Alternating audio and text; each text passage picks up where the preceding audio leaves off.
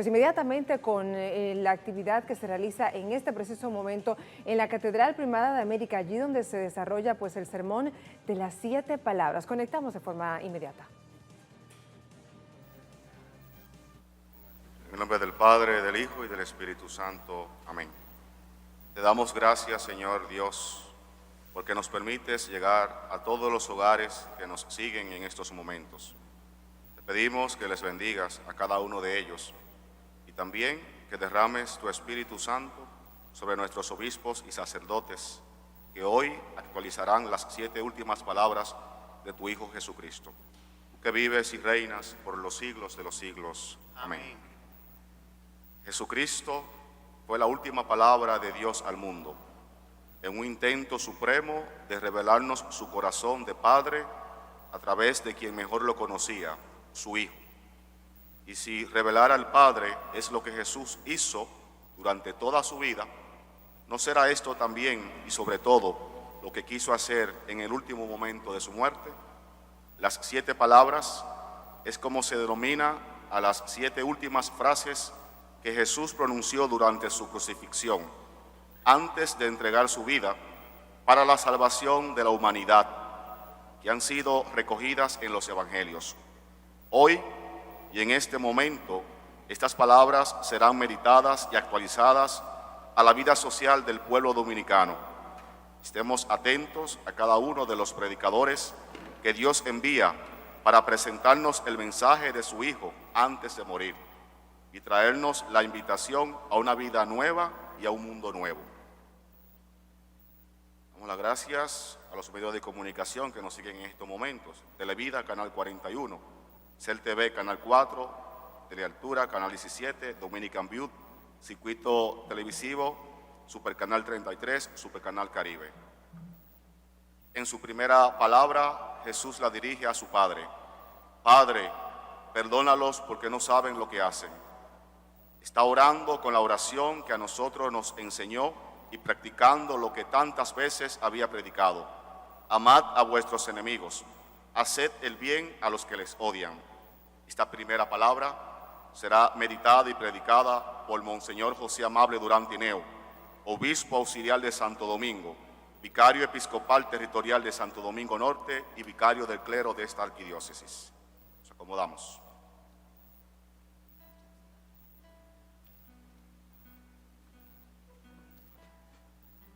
Padre, perdónalos porque no saben lo que hacen. No hay amor más grande que dar la vida por los amigos, nos dice el Señor. Pero ese amor se hace aún más luminoso si viene ratificado por los inenarrables sufrimientos de su cuerpo y de su alma, vividos en su pasión, muerte de cruz. ¿Puede haber una muerte más cruel? La locura de este amor se manifiesta con mayor esplendor cuando desde el fondo de su alma Jesús exclama: Padre, perdónalos porque no saben lo que hacen. Una de las acciones más difíciles es perdonar, porque el corazón se resiste, dado el peso del dolor, por la dignidad herida, pisoteada, humillada. Ese dolor es aún más fuerte cuando se es inocente. No obstante, de su boca sale este grito, no solo porque Él es la misericordia encarnada, sino también porque encuentra una razón, una justificación. No saben lo que hacen. La verdad y el amor se encuentran. Padre, me han negado, traicionado y calumniado, pero perdónalos, porque no saben lo que hacen.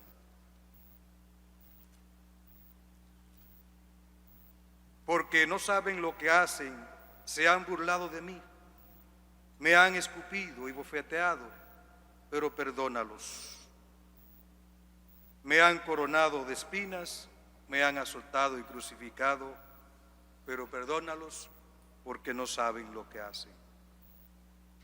La ignorancia es atrevida, dice un dicho, El hombre, abismo de miseria, ignorancia y debilidad, tiene las agallas, la osadía de enjuiciar y condenar al mismo Dios.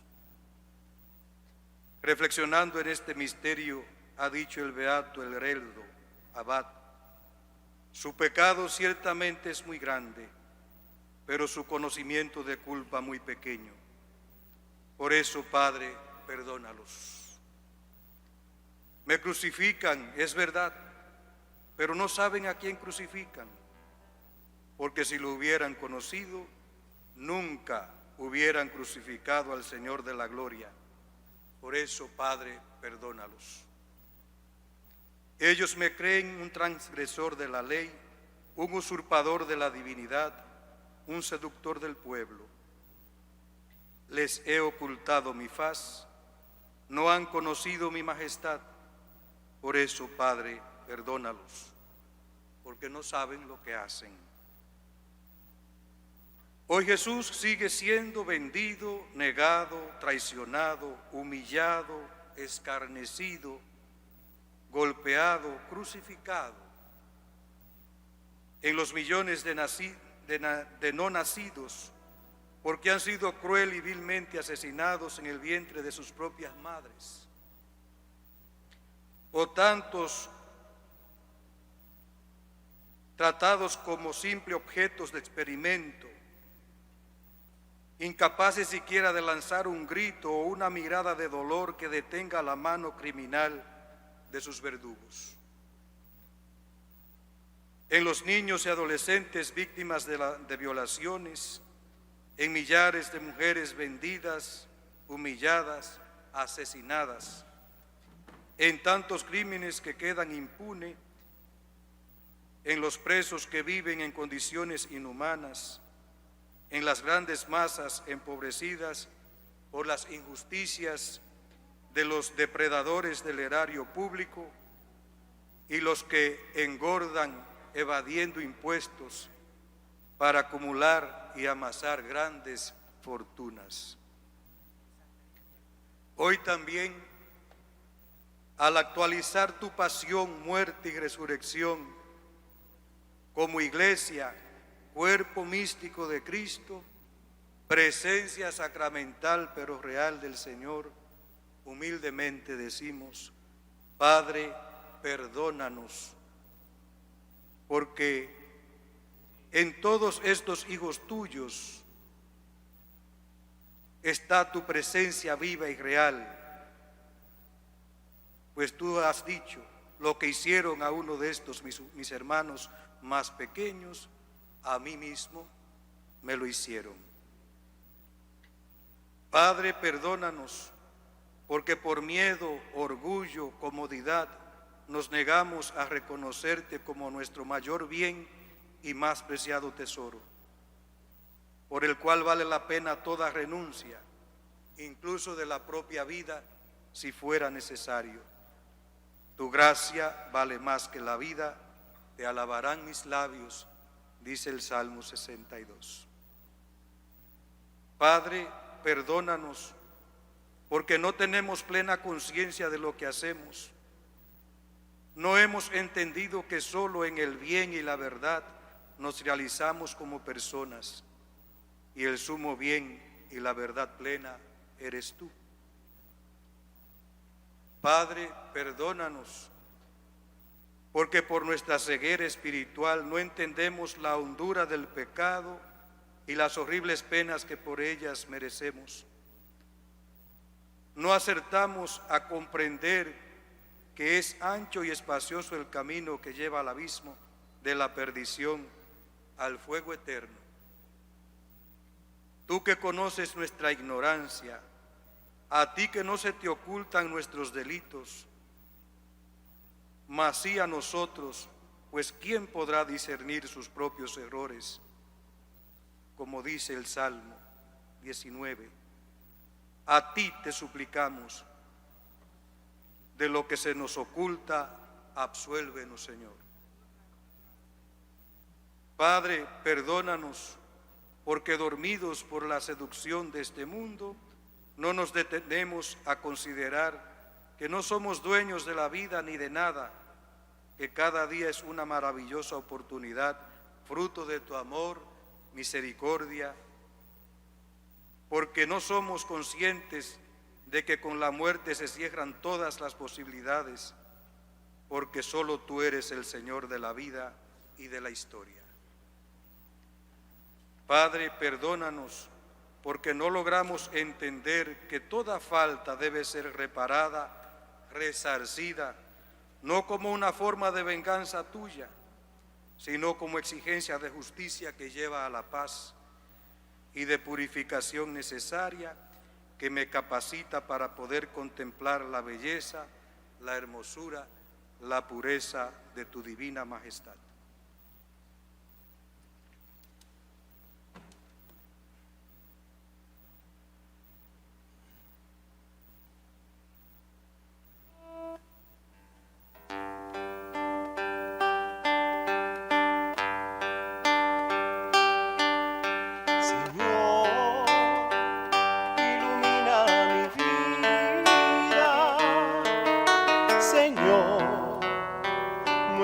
El camino que yo espero en ti y no quiero seguir un día más sin ti, Señor, nuevamente venido, como ves, vuelvo arrepentido. Ya ves, volví a fallar, se resiente mi ser y me ahoga este llorar. Quisiera que abrieras mi corazón en dos y lo llenes de amor.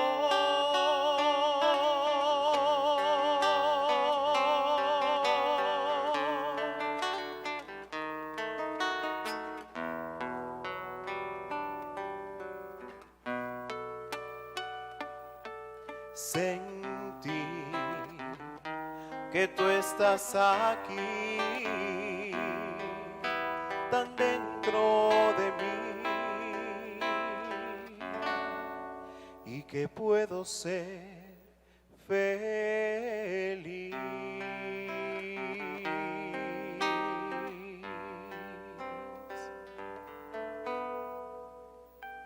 En la cruz realmente se resume toda la historia de la salvación. Lo que un hombre por su rebeldía cerró para todos, por la obediencia de este hombre, la misericordia del Padre lo ha vuelto a abrir a todos, el paraíso. Y hoy mismo, aquí mismo, la humanidad ha quedado restaurada y el paraíso de nuevo es ofrecido a los hombres. Segunda palabra. Hoy estarás conmigo en el paraíso. Será predicada y reflexionada por Monseñor Faustino Burgos Brisma, obispo auxiliar de Santo Domingo y vicario episcopal territorial de Santo Domingo Oeste. Escuchemos. Hoy estarás conmigo en el paraíso. En la búsqueda del rostro de Dios, el ser humano está llamado a vivir en plena amistad con su Creador. Por eso anhela encontrar esa felicidad plena. En ocasiones ha pensado y creído encontrar esa felicidad en metas propuestas y alcanzadas, pero se decepciona. Alcanzar una meta le lleva a proponerse otra y otra, convirtiéndose en un eterno buscador. Esto le lleva a reconocer que la felicidad no se halla en la tierra, en lo meramente terrenal, sino en ese reino anunciado, proclamado y prometido por Jesús de Nazaret. Cuando todos se burlaban de Jesús, estando él en el cruel tormento de la cruz, a ese que veían humillado y fracasado, hubo uno que se encontró con ese rostro de Dios. En un instante lo descubrió y no dudó en pedirle que le tuviera en cuenta, que le dejara ser, que le diera el honor y la gracia de ser parte integrante, habitante y ciudadano de ese reino proclamado y anunciado. Fue un malhechor. Este malhechor que estaba pagando por sus delitos, comprende en un instante que ese de quien se burlan, a quien le lanzaban improperios y le hacían muecas, las cuales soportaba con gran paciencia, era alguien especial, diferente. Ese bandido en ese escenario es el único que entiende algo de lo que está sucediendo, siente la inocencia de Cristo y le suplica con humildad: acuérdate de mí cuando llegues a tu reino. Dichoso este hombre que supo descubrir en los últimos instantes de su vida dónde estaba la verdad y la vida, la verdadera condena y la verdadera salvación. Te lo aseguro, hoy estarás conmigo en el paraíso. La respuesta del Maestro, que no se hizo esperar, entraña una acogida y la muestra de un perdón al pecador arrepentido, una muestra de su misericordia. Hoy estarás conmigo en el paraíso. Fijémonos, hermanos, como nos dice Bossuet, hoy, qué prontitud, conmigo, qué compañía en el paraíso, qué dicha sin fin para este hombre. Dichoso aquel ladrón, porque aún estando en aquel tormentoso suplicio de la cruz, fue el primer beneficiario de la salvación que Cristo nos trae con su muerte en la cruz. Dichoso, porque fue el primer heredero de la bienaventuranza de los que sufren y lloran, y porque en el último instante supo robar un sitio en el reino de los cielos. Hoy estarás conmigo en el paraíso. Es la respuesta a quien ha sabido encontrar la felicidad, la alegría y el gozo en aquel que con gran paciencia y entereza aguantaba tal suplicio sin merecerlo. Es la respuesta de un Mesías que escucha y que ve el arrepentimiento sincero de ese que, junto a él, sufre un tormento similar, aunque no tan cruento como el suyo. Hoy estarás conmigo en el paraíso es la respuesta de un Dios que en Jesucristo se ha revelado como Dios de amor, de misericordia y de perdón. Hoy estarás conmigo en el paraíso es la respuesta de un Dios que presta atención al clamor de su pueblo, de un Dios que decide bajar a liberarlo de la esclavitud. Es la respuesta de un Dios que se conduele del sufrimiento humano, de un Dios cercano, tan cercano que se le puede apretujar, tocar, que se puede el ser humano acercarse a él sin temor a ser rechazado. Hoy estarás conmigo en el paraíso es la respuesta de un Dios que conoce nuestras miserias, nuestros desvalimientos, nuestras fragilidades y que siempre nos llama al arrepentimiento, a la comunión fraterna y a la santidad. Hoy día continúa siendo una aspiración del hombre y la mujer de hoy llegar al paraíso. Desafortunadamente muchos lo buscan por senderos equivocados. Por un lado, hay quienes suelen creer que ese anhelado paraíso se encuentra en los bienes terrenales, en las alegrías o gozaderas pasajeras que se consiguen a través de estimulantes u otros sucedáneos. Por otro lado, están quienes ofertan maliciosamente un paraíso al ser humano basado en falsedades y mentiras, en quimeras, en fantasías y en falsas ideologías. El consumismo, el afán de poder y de poseer cierran la visión hacia la vivencia de valores y hacia la trascendencia. Para nosotros hoy, la escucha y la aceptación de la respuesta dada por Jesús al ladrón arrepentido constituye y es un compromiso serio, sincero y honesto a no quedarnos de brazos cruzados, sino a trabajar con ahínco para que otros que desean ir al paraíso puedan alcanzarlo, puedan escuchar de labios del Maestro lo que escuchó aquel que estaba siendo crucificado. Hoy estarás conmigo en el paraíso. Es un llamado a nuestras conciencias en los distintos niveles, personal, eclesial, nacional. Es un llamado personal que nos impulsa y nos reclama a dar una respuesta clara y precisa. Nos interpela de manera personal. ¿Deseas entrar en el paraíso? ¿En qué o cuál paraíso deseas entrar? ¿Qué estás haciendo para conseguirlo? Esto será posible, primero, en la medida en que me deje transformar por la presencia del Señor en mi vida. Que quien me vea a mí, no me vea a mí, sino a Él, a Jesús, de tal forma que mi vida sea, como dice San Pablo, un vivir en Cristo. Vivo yo, pero no soy yo, es Cristo que vive en mí.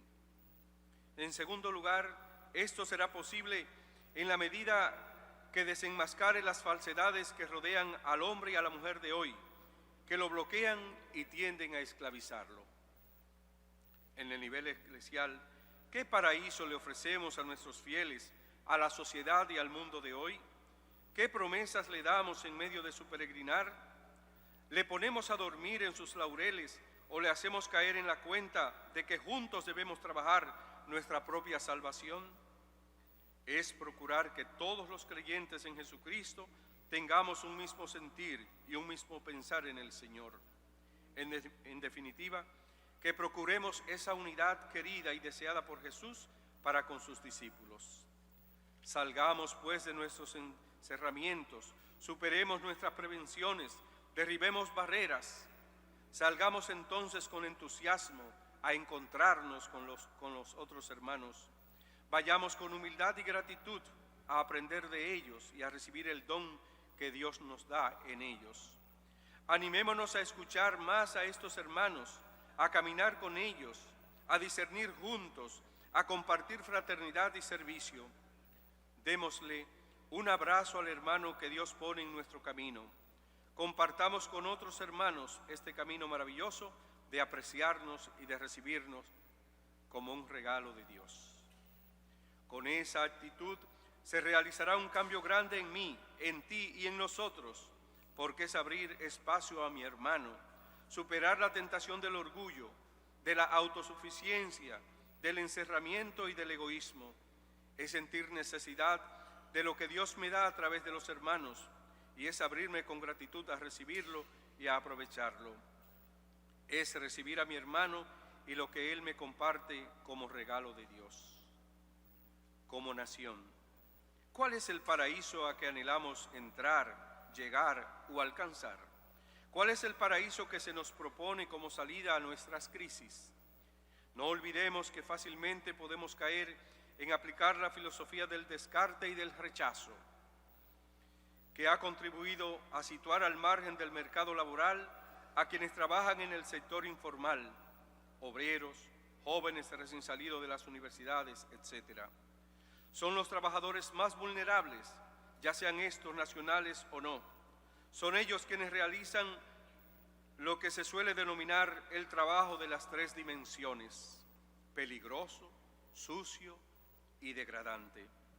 En particular, muchos de estos trabajadores vulnerables, junto con sus familias, normalmente quedan excluidos del acceso a programas nacionales de promoción, prevención y atención, así como de los planes de protección financiera y de los servicios psicosociales. Se hace urgente y necesario encontrar salidas dignas a situaciones irregulares y a las repercusiones personales que se esconden tras la negación de los derechos sociales. En este sentido, hay que proporcionar a la familia, ente focal de nuestra nación, las oportunidades necesarias que le ofrezcan estabilidad y seguridad social. Hoy estarás conmigo en el paraíso. Es anhelo de muchos que quieren escuchar. No nos hagamos sordos ni indiferentes a este clamor y propiciemos los canales para que puedan escuchar esas divinas palabras del Redentor. Te lo aseguro, hoy estarás conmigo en el paraíso.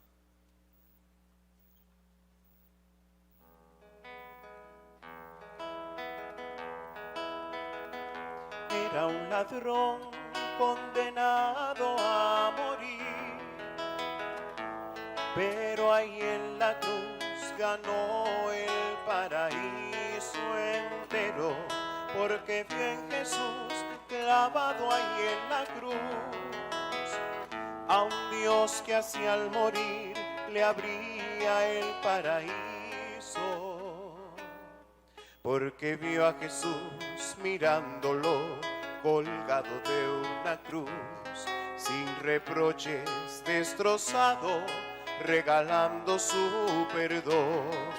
Y fue así que en esa cruz de amor Él compró la salvación para todo aquel que quiera abrirle a Él su corazón. Era un ladrón condenado a morir,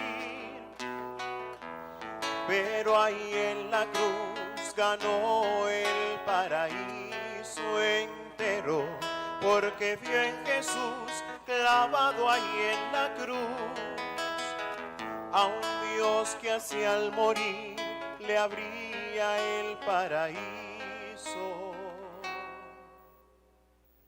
A Jesús le interesa revelarnos la maternidad universal de María y entregarnos a su madre para que sea siempre nuestra madre, la madre de la Iglesia y de toda la humanidad, con la que Él en su encarnación se había hermanado con nosotros. Juan, el discípulo amado, que recibió a María en su casa, nos representa a todos nosotros. Tercera palabra: he aquí a tu hijo, he aquí a tu madre. Será predicada y reflexionada por Monseñor Francisco Soria Costa, arzobispo metropolitano de Santo Domingo, primado de América.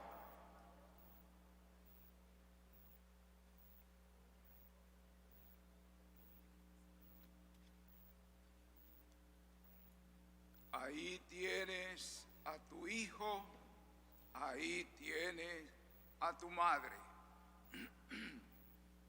Junto a la cruz de Jesús estaba su madre, la hermana de su madre, María la de Cleofás y María Magdalena. Jesús, viendo a su madre y al lado al discípulo amado, dice a su madre: mujer, ahí tienes a tu hijo. Después dice al discípulo: ahí tienes a tu madre. Y desde aquel momento el discípulo se la llevó a su casa. Evangelio de San Juan, capítulo 19, versículos 25 al 27. Nos alegra grandemente tener una reflexión sobre esta tercera palabra de Jesús en la cruz, sobre todo en el contexto de este año jubilar altagraciano, en ocasión de conmemorarse el centenario de la coronación canónica de la Virgen de la Alta Gracia como protectora de la República Dominicana. En el marco de este centenario, quiero llamar a todos los cristianos y a todos los dominicanos a una contemplación de estas palabras de Jesús. Y propongo una contemplación en doble vía. Así lo propone Jesús. Una primera vía: mujer, ahí tienes a tu hijo. Desde la cruz Jesús dice a su madre: mujer, ahí tienes a tu hijo. Es Juan, el menor de los discípulos de Jesús, que está con ella al pie de la cruz. En esta primera vía hay un movimiento de la madre hacia el Hijo.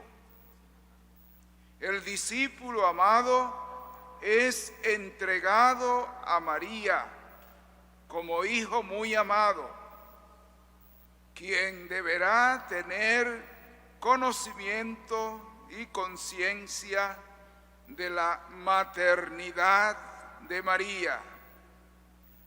Ella cuidará, protegerá y amará a su nuevo hijo como a su propio Hijo Jesús. Todos nosotros, los discípulos de Jesús, tenemos que reconocer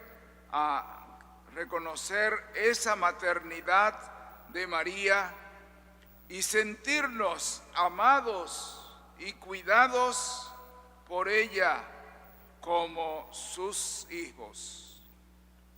Podríamos decir que el mejor regalo de Jesús nos lo hizo desde la cruz al entregarnos a su madre como nuestra madre. La segunda vía, ahí tienes a tu madre. Aunque parece una idea repetida, no es así. En esta segunda vía se trata de un movimiento del hijo hacia la madre. El discípulo está invitado a reconocer y a amar a María como su madre. Y en este sentido, el hijo tiene ciertos deberes y obligaciones respecto a su madre. ¿Cómo podemos expresar un amor filial a la Virgen María de la Alta Gracia? En el Evangelio Jesús nos dice: y desde aquel momento el discípulo se la llevó a su casa. Estamos seguros de que ella nos acoge como sus hijos en su corazón. A ejemplo de Juan, acojamos a María en nuestra casa, en nuestras familias y en nuestro corazón. Me atrevo a recomendar cultivar una relación permanente y seria con María. No se trata solo de una devoción, no se trata nada más de rezos, ritos y jaculatorias. Acoger a María como madre nos debe llevar a ser como ella, a imitarla en sus actitudes y acciones, imitarla en su sensibilidad ante los problemas y las necesidades de los demás, como en Caná de Galilea. A María nadie le dijo que aquella familia tenía problema. Ella se dio cuenta porque es sensible a las necesidades de los demás. Imitar a María en su aceptación y obediencia a la palabra de Dios. Aquí está la esclava del Señor. Hágase en mí según tu palabra, obediente a la palabra de Dios. Pedimos a María que nos dé esas actitudes y que nos dé también la actitud de tener como nuestra madre, acogerla como nuestra madre. Ave María Purísima.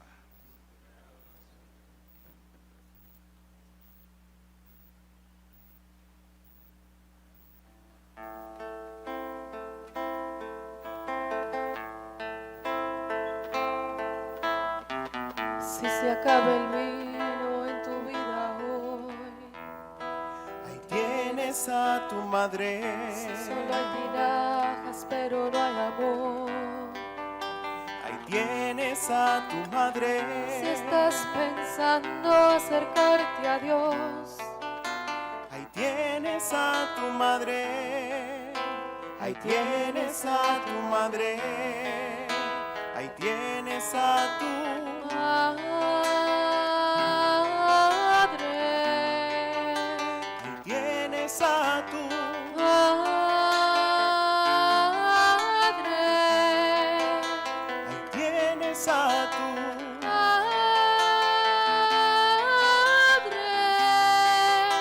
ahí tienes a tu madre, ahí tienes a tu madre.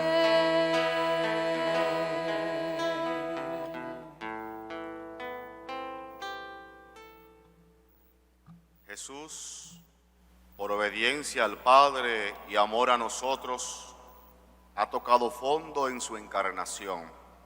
El uno y el otro saben que el destino del hombre, de todo hombre, es Dios y no quieren que nadie se pierda. Y el Hijo, para devolver el hombre a Dios, se ha sentido terriblemente solo, separado del Padre en el fondo mismo de su alma. Por eso grita, porque este dolor es más agudo que todos los de la carne juntos. Pero su grito no es desesperación, es una queja acerante, pero amorosa y segura. La cuarta palabra, Dios mío, ¿por qué me has abandonado?, será predicada y reflexionada por Monseñor Cecilio Raúl Versosa Martínez, obispo misionero en Santo Domingo. Escuchemos.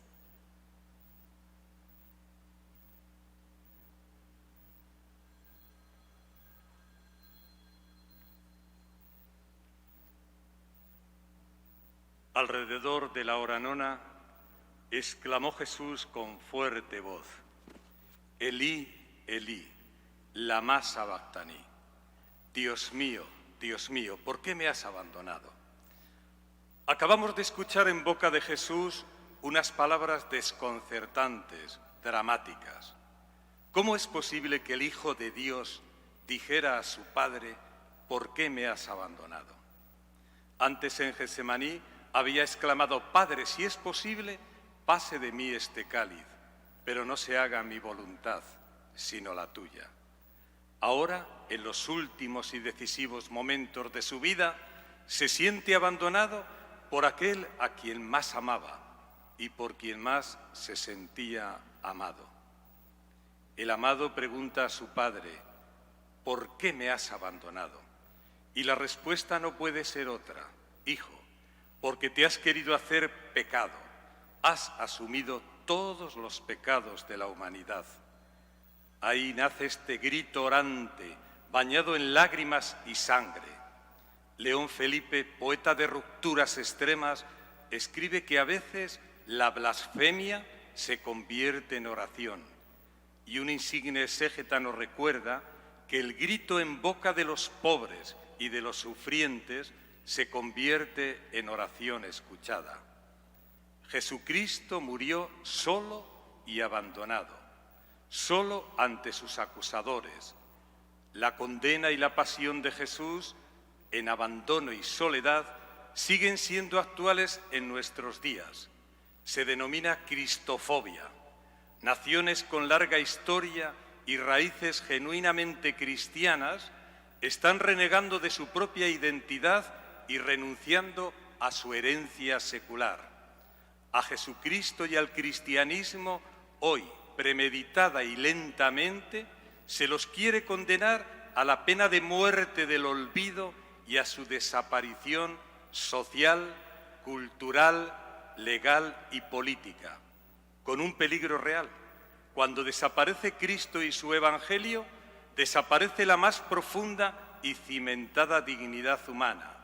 Cuando Dios muere, el hombre muere, y entonces reaparece inevitablemente una y otra vez la misma pregunta en los más sufrientes. Señor, Señor, ¿por qué nos has abandonado?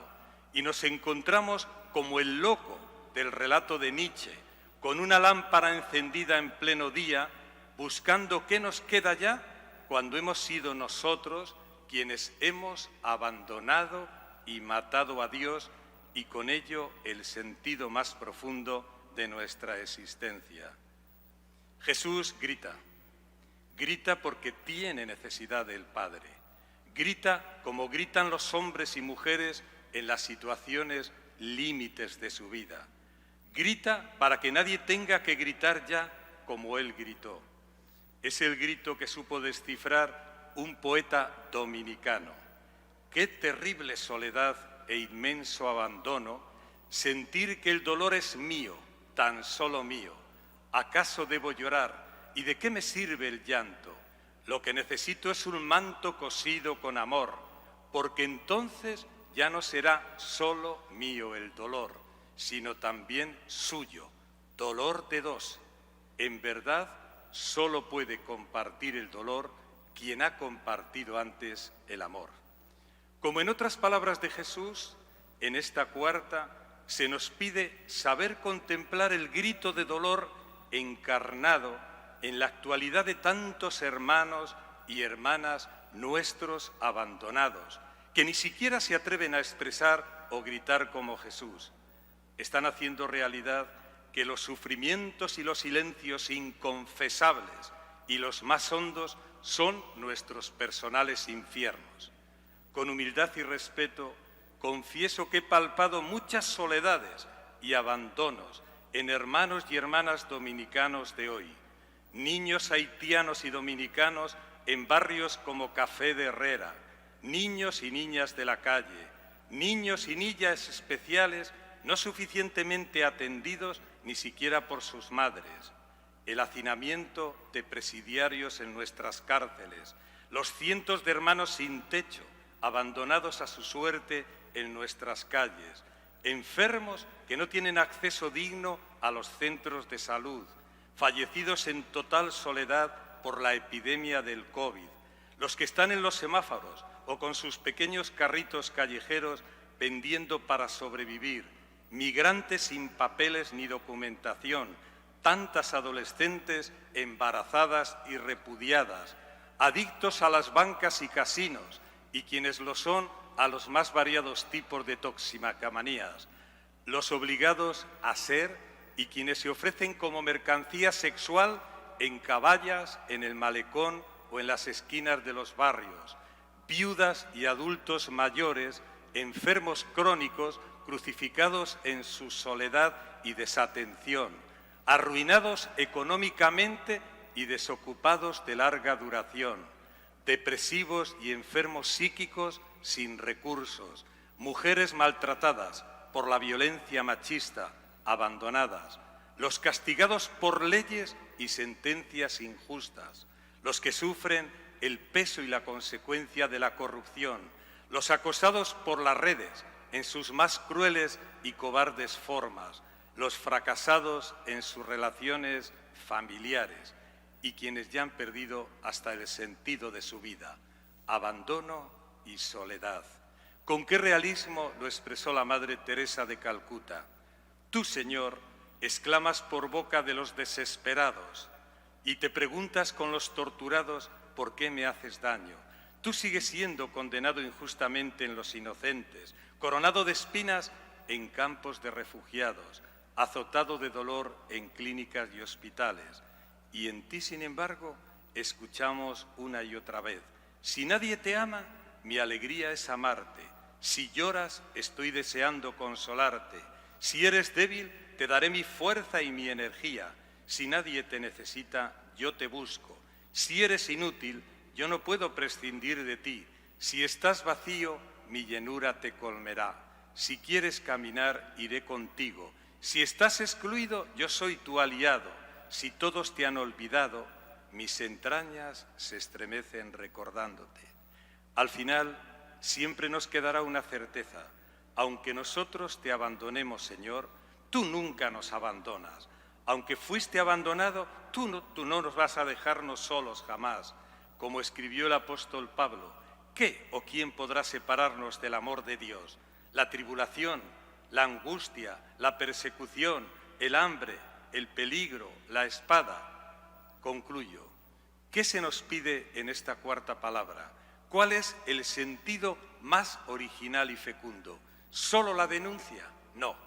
Además de contemplar al crucificado abandonado y de estar al lado de los nuevos crucificados abandonados de hoy, debemos reforzar una actitud positiva, de entrega, como Jesús, la que expresó y vivió Carlos de Foucauld, a quien se canonizará en el próximo mes de mayo. Hay que pedir al Espíritu Santo hacer nuestra su oración de abandono, porque entonces todo abandono encontrará sentido hondo, pleno y fecundo. Padre mío, me abandono a ti. Haz de mí lo que quieras. Lo que hagas de mí te lo agradezco. Estoy dispuesto a todo y lo acepto todo, con tal que tu voluntad se cumpla en mí y en todas tus criaturas. No deseo nada más, Dios mío. Pongo mi vida en tus manos. Te la doy, Dios mío, con todo el amor de mi corazón, porque te amo y porque para mí amarte es darme y abandonarme en tus manos sin medida, con infinita confianza, porque tú eres mi Padre. Amén. Quien experimenta este abandono positivo como hijo de Dios y hermano y discípulo de Jesucristo, a la pregunta: Padre, ¿por qué me has abandonado? ¿O por qué me han abandonado los demás? La respuesta no puede ser otra: Hijo querido, ¿te sientes abandonado? Para que radicalmente libre de todo, aprendas a abandonarte en mí. Si así lo hacemos, no solo no perderemos nada, sino que ganaremos todo, y nuestra vida será auténticamente el arte de vivir abandonados constantemente en Dios, para que Él pueda vivir incesantemente en nosotros. Que así sea.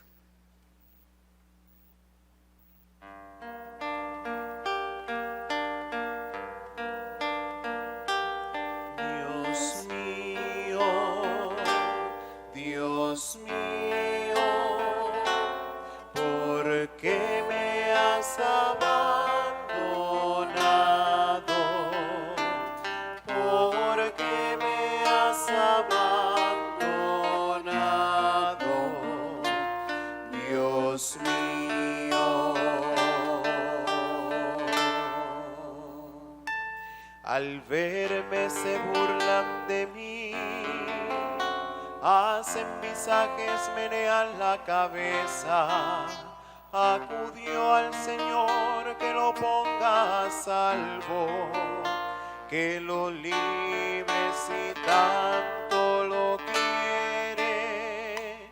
Dios mío, Dios mío, ¿por qué me has abandonado? ¿Por qué me has abandonado? Dios mío.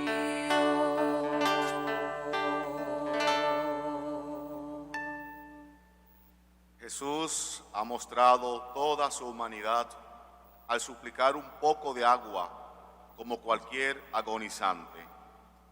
Pero ¿no hablaba también de otra sed? Sed de amor, sed de comprensión, sed de salvación. ¿No es esta la sed de justicia a la que él mismo aludió en las bienaventuranzas?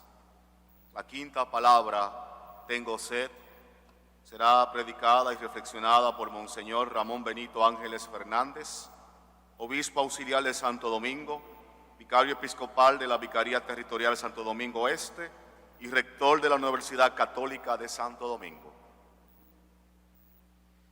Después de esto, sabiendo Jesús que ya todo estaba consumado, dijo, para que la Escritura se cumpliera: tengo sed. La quinta palabra no puede ilustrar mejor la humanidad de Jesucristo. El crucificado no es un fantasma que aparenta sufrir en la cruz. Jesús no es una aparición que cumple una formalidad en el plan divino. Jesús de Nazaret es un ser humano verdadero. Su dolor fue tan real como el nuestro. Su sufrimiento tan duro como el de cualquier otra persona. Jesús tiene sed. Tiene sed para que se cumplan las profecías. Y mi lengua se pegó a mi paladar. Y en mi sed me dieron a beber vinagre. Su sed es real. Es la sed de un torturado que se levanta en el árbol de la cruz en representación de todo el género humano. Ahora bien, escondido en este episodio hay un pasaje que consideramos pertinente para nuestro contexto. El Evangelio de Marcos afirma que el vinagre que le ofrecen a Jesús en la cruz es vino mezclado con mirra. En el mundo antiguo, esta mezcla se hacía con el propósito de endrogar al penitente. Se le daba el brebaje para que la pena del crucificado no fuera tan amarga. Al parecer, se entendía que el vino podía ayudar al crucificado a olvidar su dolor. ¿No les parece conocido este cuadro? Nuestro país vive momentos amargos que muchas personas desean escapar de la realidad. Por eso, tantas personas abusan del alcohol, de las drogas ilegales y de los medicamentos recetados. Están buscando medicina que cure el alma y la están buscando en los lugares equivocados. Por eso tantas personas buscan en la música estruendosa, en el baile descontrolado y en el vacilón la felicidad que no encuentran en sus vidas diarias. Lo que es más, hay personas que buscan en la iglesia un escape para sus problemas. Estas quieren una adoración que les ayude a desconectarse del mundo, no una que les ayude a confrontar las situaciones difíciles en el momento. Y en el nombre del Señor, Jesús tenía y sigue teniendo sed de amor y de respuesta. Es propio del corazón humano la sed de amor. No somos felices mientras alguien no nos ame en profundidad. A Jesús le sucede lo mismo. Quiere nuestro amor, nuestro sí, no porque Él lo necesite, sino porque nos quiere regalar el gran don divino, que es el de participar del mismo amor de Dios, uno y trino. Jesús tiene sed de que recobremos nuestra verdadera libertad y dignidad, porque con palabras de San Irineo, la gloria de Dios es que el hombre viva. El amor gratuito de Cristo respondemos muchas veces con desprecios. Preferimos amar más el dinero, el poder, el placer, la fama, la comodidad. Vivir de las apariencias, del apego feroz de lo material, a veces teniendo como su Dios el tener, creyendo que con esto saciaremos nuestra sed profunda, y sin embargo la sed se hace mayor.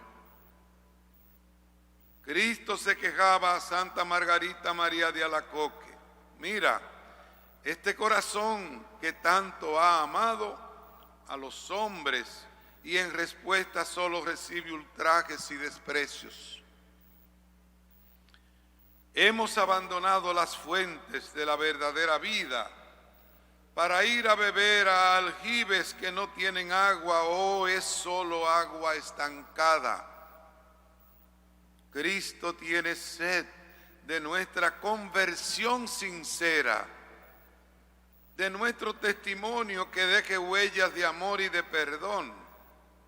Y somos nosotros los que tenemos sed de Dios y del amor verdadero. Y es Cristo quien nos da de beber. Solo Él nos sacia, lo ha dicho ya el Concilio Vaticano II y nos lo ha recordado muchas veces el Santo Juan Pablo II. Solo en Jesucristo la persona humana encuentra su plenitud y su sentido definitivo. Quien a Dios tiene, nada le falta, solo Dios basta. El que va a Jesús nunca jamás sentirá sed. Dame, Señor, sed del amor más puro y justo, del agua del Espíritu y de tu gracia, del manantial y la fuente que no se agotan, y concédeme, Señor, beber de la roca de tu costado y saber señalar a los hombres dónde está el agua verdadera. El crucificado nos enseña el verdadero camino a seguir. Jesús no escapó de las situaciones difíciles, al contrario, afirmó su rostro para ir a Jerusalén, aún sabiendo que en Jerusalén podría encontrar la muerte, aún sabiendo que en Sión le esperaban sus enemigos. Jesús va a la ciudad santa a enfrentar su futuro. En el momento difícil de Getsemaní, enfrenta la copa amarga y enfrenta la turba que viene a arrestarle, y enfrenta estas situaciones con valentía, sin la violencia de Pedro y sin la cobardía de los discípulos que huyeron. Después va a la cruz y aún allí, en el agudo dolor del madero, se niega a escapar. Se niega a tomar el vino drogado, se niega a dejarse vencer por la cobardía. Jesús sabe que la única manera de vencer los problemas es dándoles el frente. Debemos recordar lo escrito en Hebreos 5:9. Cristo, sufriendo, aprendió a obedecer y así consumado se convirtió en causa de salvación. Este es nuestro camino, crecer como hijos en un doble movimiento, contemplación y acción, abandono y espera activa, mirada al Hijo crucificado y lucha por liberar a todos los crucificados de todo mal y sufrimiento. Solo el Espíritu, el amor del Padre y del Hijo puede hacer posible la liberación y redención definitivas y totales, es decir, producir la nueva creación y la nueva y definitiva Jerusalén. Qué bien y con qué sinceridad lo expresan estas palabras en forma de oración de una enferma de nuestros días. Señor, hoy en mi enfermedad y sufrimiento no te grito, porque me has abandonado, porque me mandas esto, qué pecado cometí, porque tú no lo remedias, sino más bien su expresión hecha oración es: me fío y te digo, Señor, sé que esto te duele como a mí me duele, o más que a mí. Sé que tú me acompañas y me apoyas, aunque muchas veces no te sienta o no te comprenda. Señor, hoy no te grito, sino que te doy gracias. Señor, hoy no te grito, sino que te doy gracias.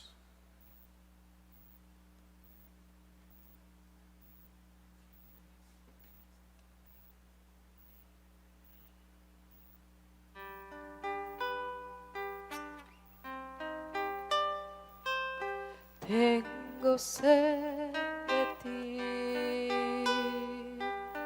tengo sed de ti, mi alma está sedienta de ti, tengo ansia de ti, porque vivo con tristeza,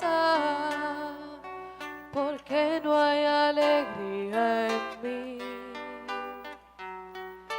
¿Dónde estás, Señor?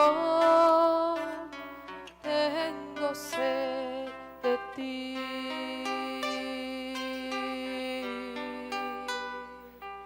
Solo de ti. Solo de ti. Solo de ti. Solo tengo sed de ti. Todo está consumado, ha dicho Jesús. Ya nos ha revelado el corazón de Dios y su plan de salvación sobre los hombres. En el alma de Jesús ya empieza a descender la paz. Y con esta paz va a entrar en la muerte para revelarnos lo último y más grande, la resurrección, que no es la vuelta a esta vida, sino la entrada en la plenitud de la vida en Dios para toda la eternidad. Esta palabra, todo está consumado, será predicada y reflexionada por el reverendo padre Jorge Rodríguez, administrador parroquial de la parroquia La Exaltación de la Cruz, zona colonial y vicario judicial.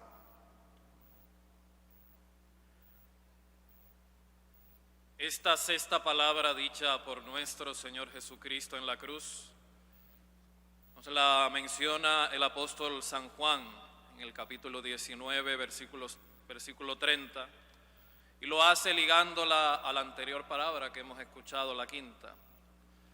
Pues tan pronto como nuestro Señor había dicho tengo sed y había probado el vinagre que le habían ofrecido, a seguir San Juan añade: cuando tomó Jesús el vinagre, dijo, todo está cumplido. Pero como ni Jesucristo ni San Juan han explicado qué fue lo cumplido, vamos en esta reflexión a dejarnos guiar por uno de los escritores sagrados que con una de sus obras impulsó y propagó esta costumbre de este tradicional sermón de las 7 palabras, y me refiero a San Roberto Belarmino, jesuita y doctor de la Iglesia, quien escribió un tratado titulado sobre las 7 palabras pronunciadas por Cristo en la cruz.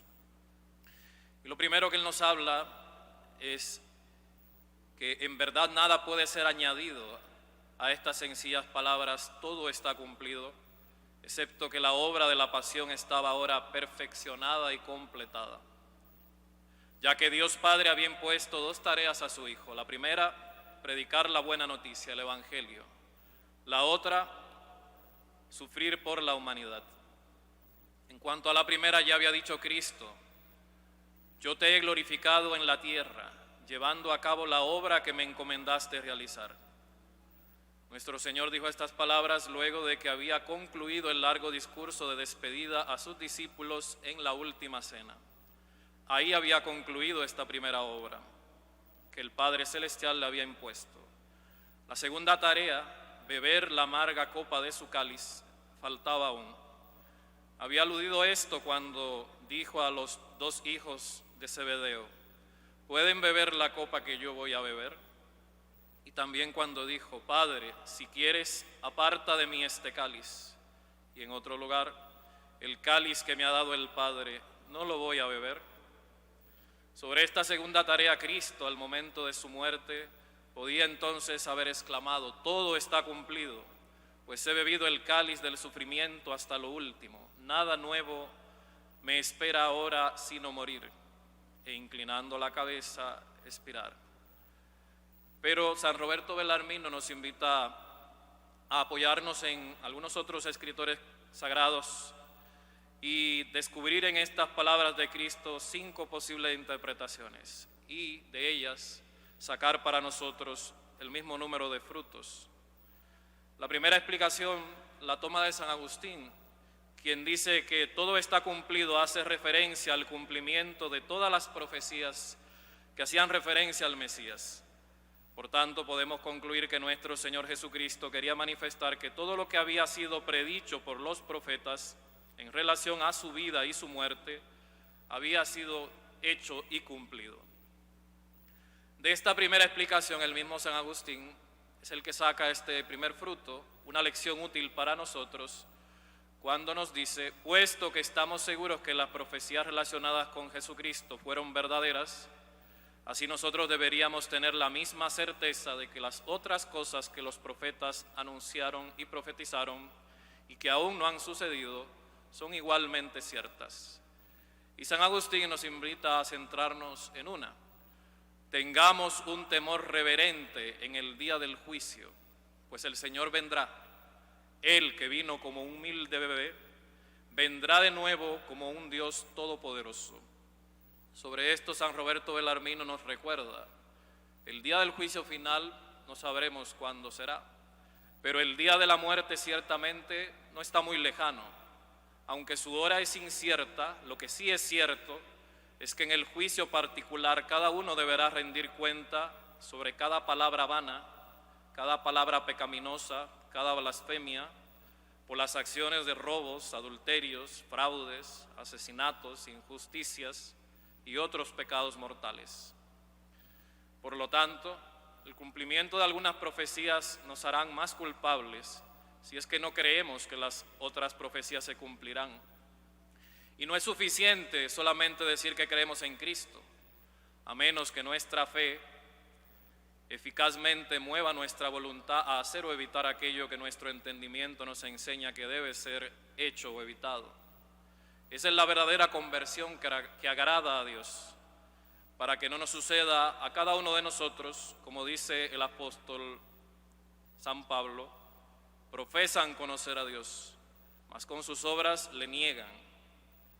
Quisiera que no hubiera tantos cristianos que profesan creer en los juicios de Dios y en otras cosas, pero con su conducta contradicen sus palabras. La segunda explicación de esta palabra, todo está cumplido, la obtenemos de San Juan Crisóstomo, que dice: todo está cumplido manifiesta que la peregrinación del Hijo de Dios entre los hombres ha llegado a su fin. Junto con su peregrinaje, aquella condición de su vida mortal fue terminada, aquella por la que sintió hambre y sed, dormía y se fatigaba, fue sujeto de afrentas y flagelos, heridas e incluso la muerte. Y así, cuando Cristo en la cruz exclamó: todo está cumplido, e inclinando la cabeza expiró, concluyó el camino del que él mismo había dicho: salí del Padre y vine al mundo. Otra vez dejo el mundo y voy al Padre. El segundo fruto que podemos cosechar de esta segunda consideración de la sexta palabra es que aunque la vida mortal de Cristo fue sumamente dura, pero su misma dureza fue compensada por su fruto, su gloria y su honor. Nuestro Señor pasó entre nosotros durante 33 años, trabajando con hambre y sed en medio de muchas penalidades, de insultos innumerables, de golpes, heridas, de la muerte misma. Pero ahora bebe de la fuente de la alegría y su alegría será eterna. De su miseria, todos nosotros, siervos de la cruz, podemos aprender cuán bueno y fructuoso es ser humilde, dócil, paciente, cargar con la cruz de esta vida, seguir a Cristo como su guía y de ninguna manera envidiar a aquellos que parecen estar alegres en este mundo. Muchas veces ponemos a Cristo como ejemplo de vida espiritual, de esa unión con el Padre, pero en su vida mortal Él también nos ha dado un ejemplo. Muchos aspiran a una vida alegre, feliz, exitosa, pero muchas veces basan su proyecto de vida en el mínimo esfuerzo.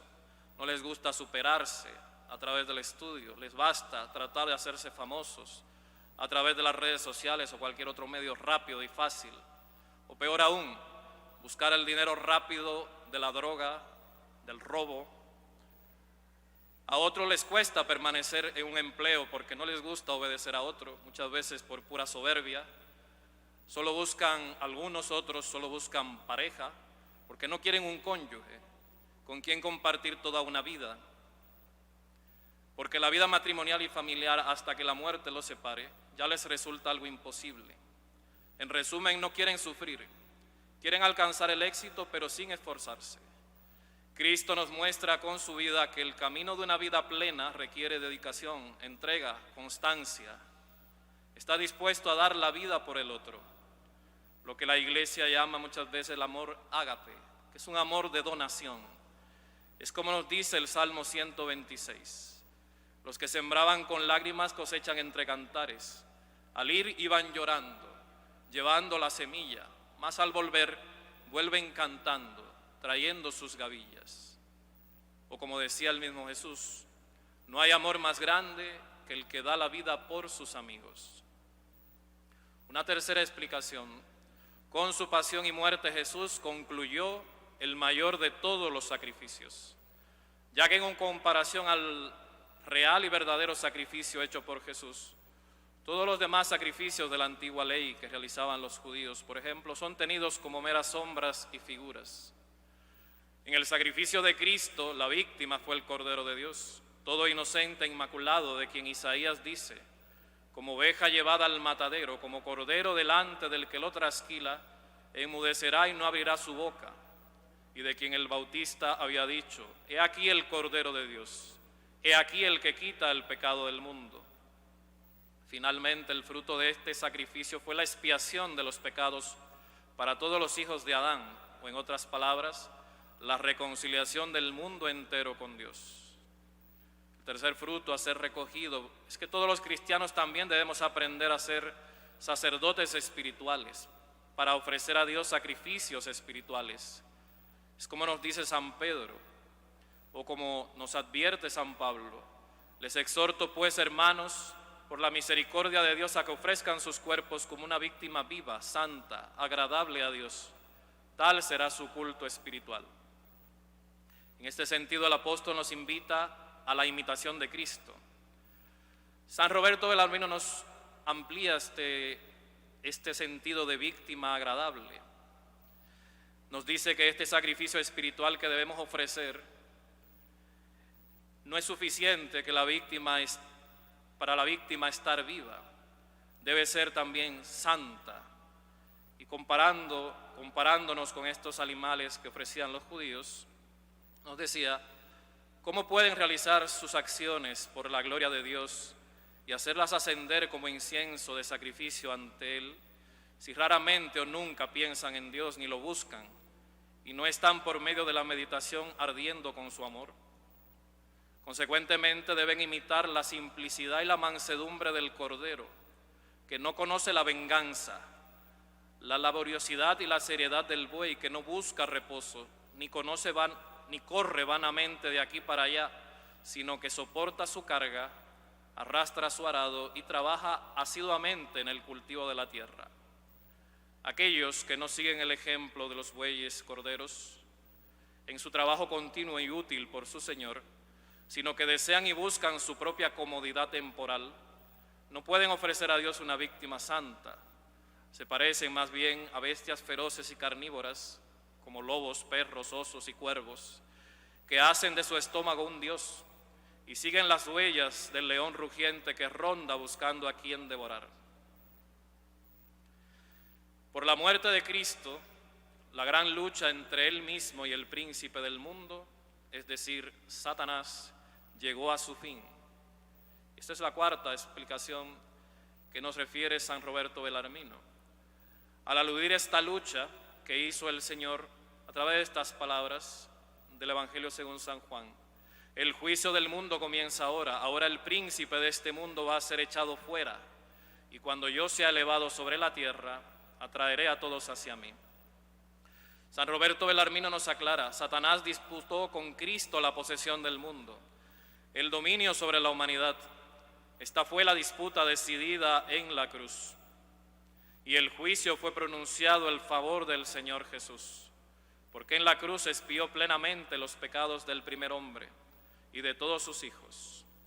Así Dios, por los méritos de su Hijo, fue reconciliado con la humanidad y trasladado al reino de su Hijo muy amado. Cristo salió victorioso de esta contienda y nos otorga dos indecibles favores a la raza humana.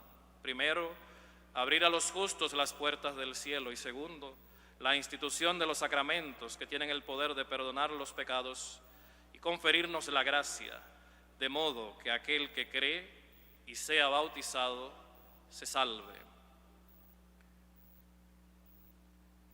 Pero nos dice también San Roberto, si es verdad esto que acabamos de escuchar, como muy ciertamente lo es, que Dios por los méritos de Cristo nos ha librado de la servidumbre del diablo y nos ha colocado en el reino de su Hijo amado, preguntémonos, ¿por qué tanta gente prefiere todavía la esclavitud del enemigo de la humanidad en vez del servicio a Cristo? Y la única razón que encuentra San Roberto es que el servicio de Cristo empieza con la cruz, y es necesario crucificar la carne con sus vicios y concupiscencias. Y este trago amargo, este cáliz de hiel, naturalmente produce náusea en el hombre que es frágil.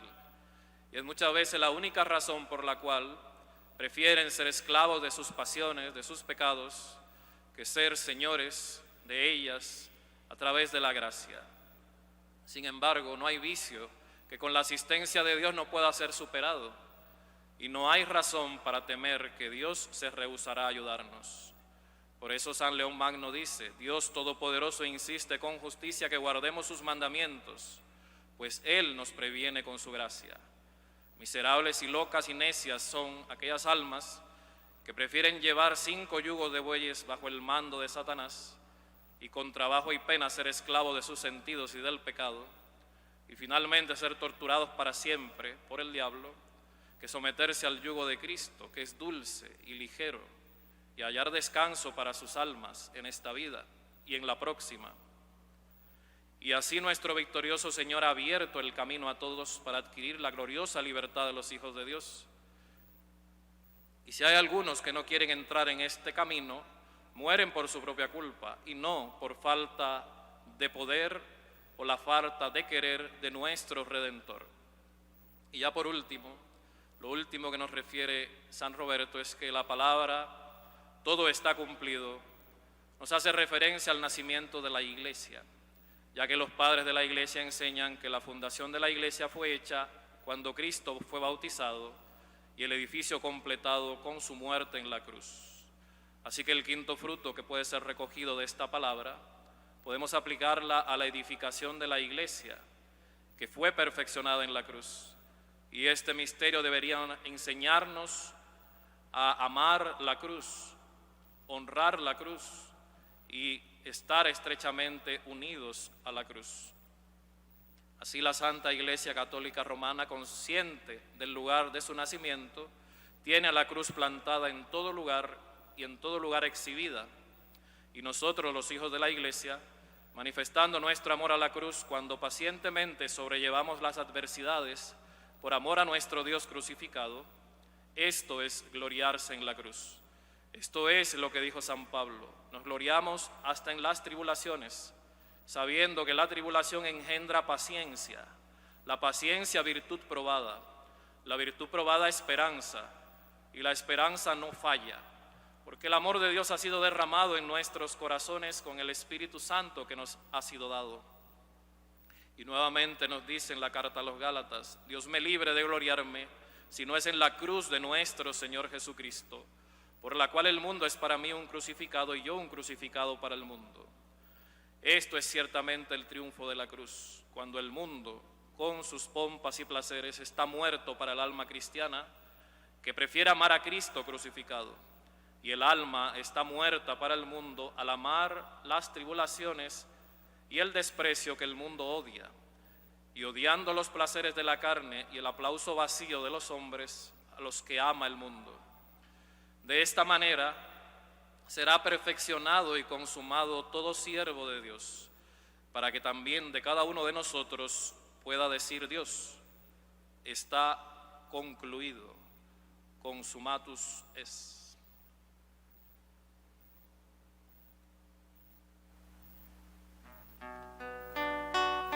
Ahora ya no me acuerdo de nada. Huyeron de mí todas mis dolencias. El ímpetu del ruego que traía se me ahoga en la boca pedigüeña, y solo pido no pedirte nada, estar aquí junto a tu imagen muerta, ir aprendiendo que el dolor es solo la llave santa de tu santa puerta, ir aprendiendo que el dolor es solo la llave santa de tu santa puerta. Jesús muere tranquilo, inclina su cabeza en las manos del Padre y regala a los hombres su espíritu. Séptima palabra: Padre, en tus manos encomiendo mi espíritu. Será reflexionada y predicada por el reverendo Padre Domingo Luega Rudilla, vicario episcopal de Pastoral Social de la Arquidiócesis de Santo Domingo.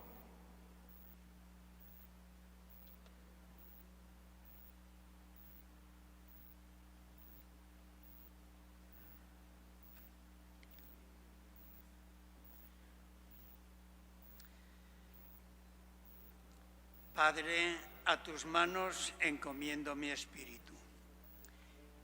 Era ya eso de mediodía y vinieron las tinieblas sobre toda la tierra hasta la media tarde, porque se oscureció el sol.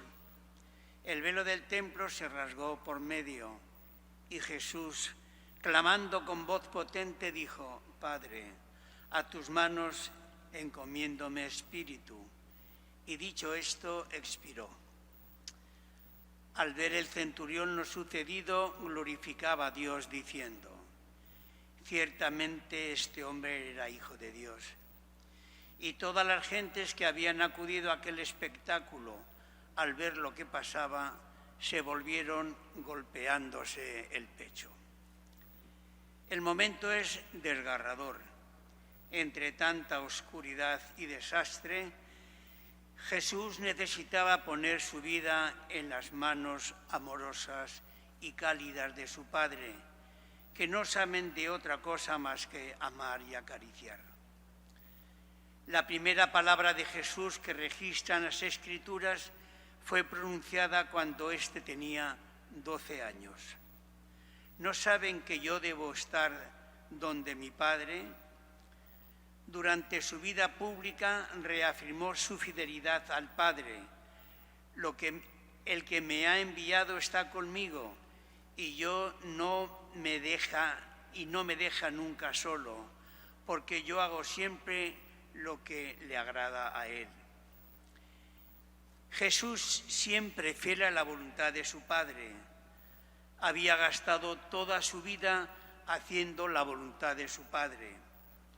Ahora en la cruz, cuando sale al encuentro de la muerte y libremente entrega su vida, sus últimas palabras son: Padre, en tus manos encomiendo mi espíritu. A pesar de la incredulidad y la falta de aceptación de sus discípulos, Jesús se mantuvo siempre coherente y consecuente con esta voluntad.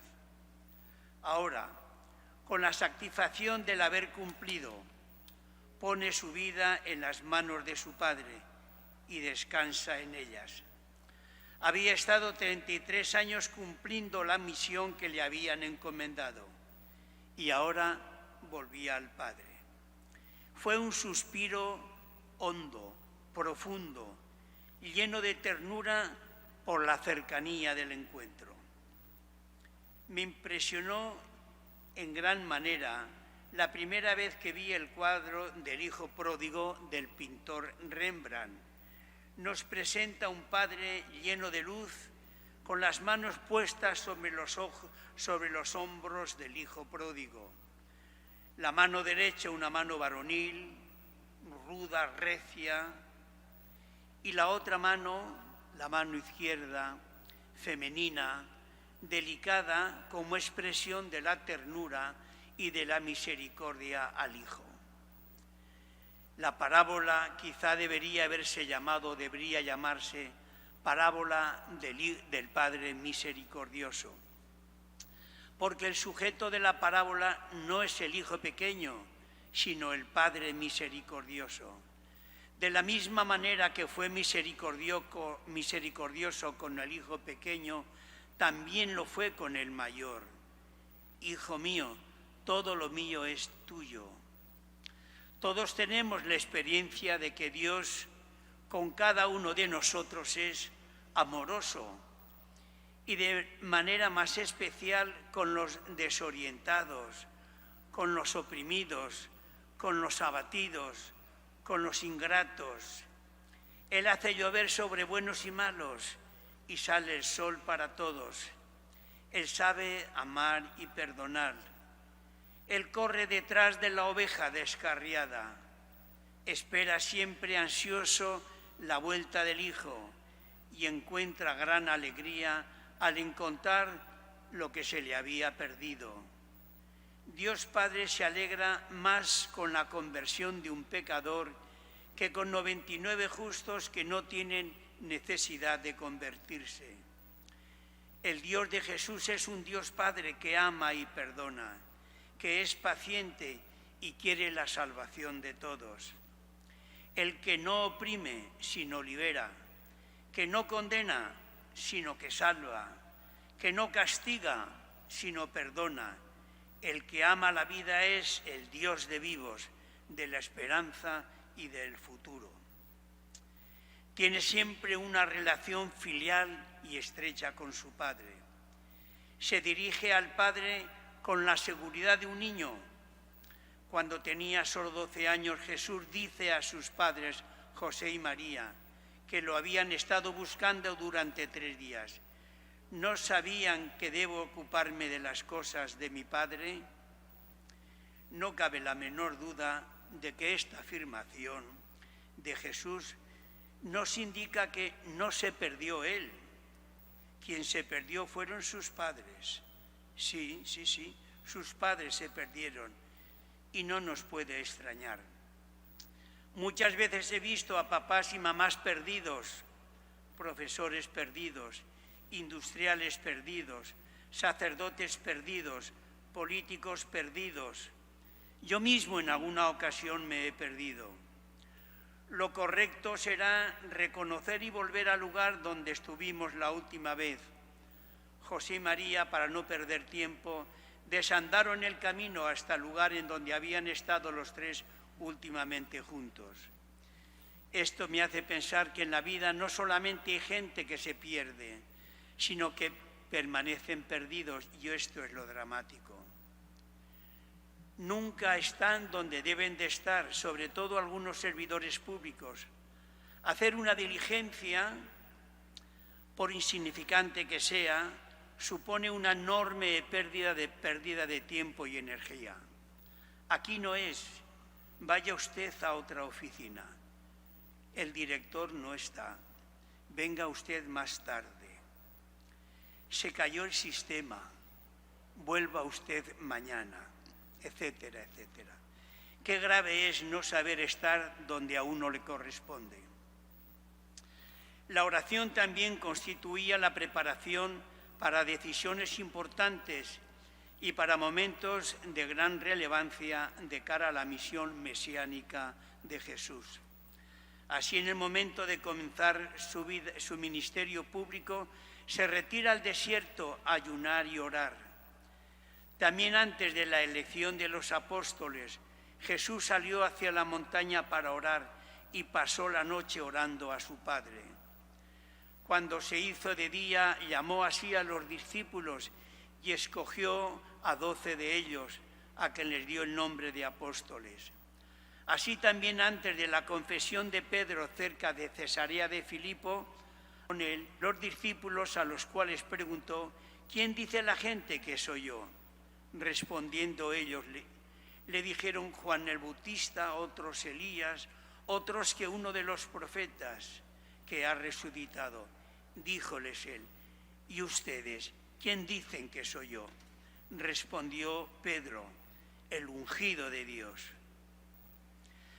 Profundamente conmovedora la oración es antes de la resurrección de Lázaro, y Jesús, alzando los ojos al cielo, dijo: Padre, te doy gracias porque me has escuchado. Yo sé que siempre me escuchas, pero por la muchedumbre que me rodea te lo digo, para que crean que tú me has enviado. ¿Qué es lo que el Padre le ha encomendado? No nos cabe la menor duda que el Padre le ha encomendado instaurar un orden nuevo en el mundo, cuya base y fundamento lo tenemos en las bienaventuranzas y cuyo sostén de todo es el amor. De ahí que el Papa Pablo VI nos hablara de la civilización del amor, pues Jesús instaura este nuevo orden y nos toca hoy a nosotros ser continuadores de este saber estar en el mundo de manera diferente. Algunas veces pongo el ejemplo de aquellas cámaras fotográficas viejas que de no poner la distancia adecuada, la fotografía salía borrosa y por lo tanto desfigurada. Hay mucha gente que está desenfocada en la vida, no sabe ni guardar distancias ni estar en el sitio que les corresponde. No hace falta más que observar un poco y ver con asombro cuánta gente está desenfocada en la vida, cuando lo que deberíamos de hacer es saber estar donde hay que estar, como nos lo afirma Teresa de Jesús, y 1300 años nos lo había dicho ya San Ireneo de León: estar donde hay que estar, haciendo lo que hay que hacer. Esto es lo que hace de manera perfecta durante toda su vida, desde el reencuentro en el templo con sus padres José y María, en sus días del desierto, al comenzar su vida pública, la muerte de Juan el Bautista, la elección de los 12, hasta aceptar la ignominiosa muerte en la cruz como un malhechor. Es verdad que el mal abunda y hace mucho ruido. Hay un dicho popular que afirma que hace más ruido un árbol cayendo que 1000 creciendo. También he de decir que cada vez encuentro más hombres y mujeres conscientes y enfocados como nunca antes había visto, capaces de amar y servir, no solo en sus respectivas profesiones, sino fuera de sus horarios laborales, atender a pobres y desvalidos o en cualquier otra actividad altruista y caritativa que hacen con auténtica generosidad y servicio. Nuestra vida y nuestra muerte va a depender de lo enfocado que estemos en nuestra relación con Dios. Qué hermoso es hacer bien lo que nos han encomendado. Servir a quien debemos servir, hacer el bien sin mirar a quién, como Jesús al final de nuestra vida, mientras estemos expirando, en nuestro último momento decir también con humildad y sencillez: Padre, en tus manos encomiendo mi espíritu. Hacer de nuestra vida la voluntad del Padre, es decir, colaborar con Jesús en este orden nuevo para construir un mundo nuevo donde abunde la paz, la justicia, la alegría, el servicio desinteresado y el amor. Ser ya más de amor en medio de este mundo. Que así sea.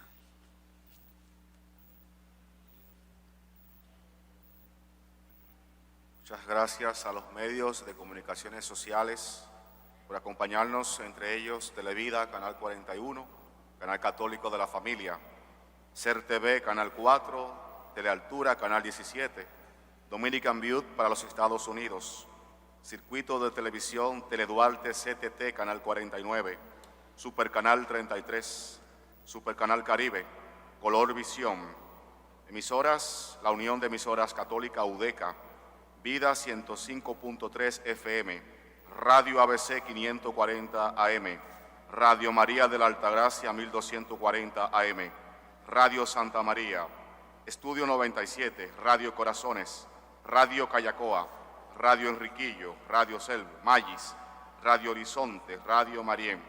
Agradecemos grandemente a Monseñor José Amable Durantineo, Obispo Auxiliar de Santo Domingo, Vicario Episcopal Territorial Santo Domingo Norte y Vicario del Clero, a Monseñor Faustino Burgo Brisma, Obispo Auxiliar de Santo Domingo y Vicario Episcopal Territorial de Santo Domingo Oeste, a Monseñor Francisco Osoria Costa, Arzobispo Metropolitano de Santo Domingo Primado de América, a Monseñor Cecilio Raúl Versosa Martínez, Obispo Misionero en Santo Domingo, a Monseñor Ramón Benito Ángeles Fernández, Obispo Auxiliar de Santo Domingo, Rector de la Universidad Católica de Santo Domingo y Vicario Episcopal de la Vicaría Territorial Santo Domingo Este, al Reverendo Padre Jorge Rodríguez, administrador parroquial de la Parroquia La Exaltación de la Cruz, Zona Colonial, Vicario Judicial, al Reverendo Padre Domingo Legua, Vicario Episcopal de Pastoral Social de la Arquidiócesis de Santo Domingo,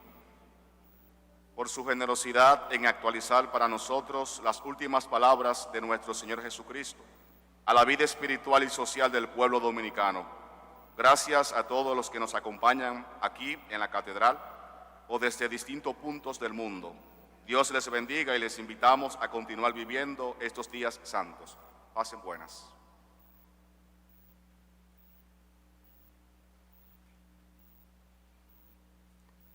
Terminamos este sermón de las 7 palabras, también poniéndonos en las manos del Señor, pidiéndole que cada uno de nosotros encarne estas palabras de Jesús, que nos dejemos llevar por las palabras de Jesús.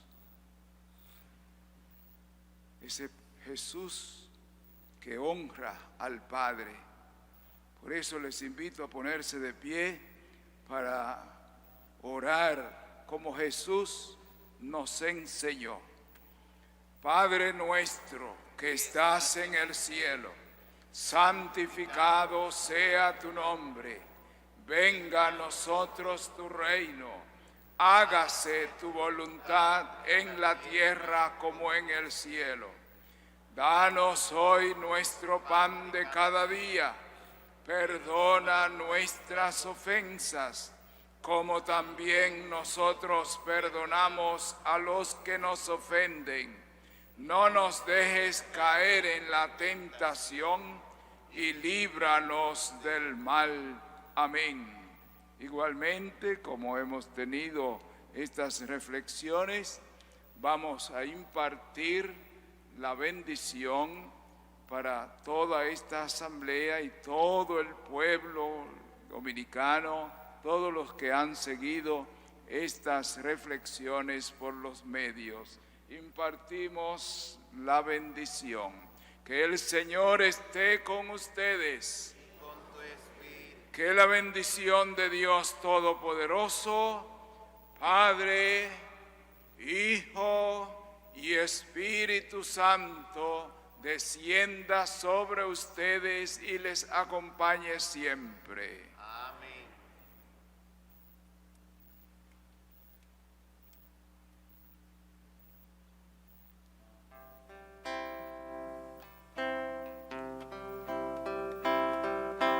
Padre, en tus manos encomiendo mi espíritu.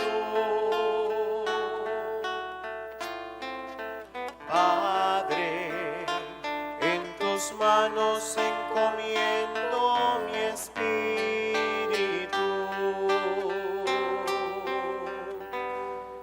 A ti, Señor, me acojo, no quede yo nunca defraudado. Tú